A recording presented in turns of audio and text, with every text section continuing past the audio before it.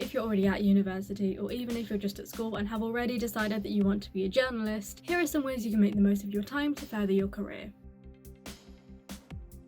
It really sucks, but if you're able to, offer your writing up to publications for free. I wrote for a music publication called Alt Corner from the end of my first year to the end of third year, and it was run for music fans by music fans. And I say that stings a little bit less than writing for a big publication where they could pay you, they're just choosing not to. It helps if you're writing about something that you really enjoy as well.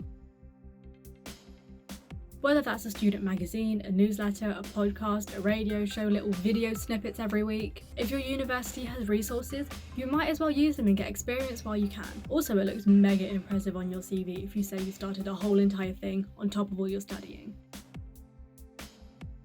Try and make all of the contacts you possibly can, and literally anyone can be a contact. Whether it's lecturers, friends of lecturers, people you meet on the street, the possibilities are endless.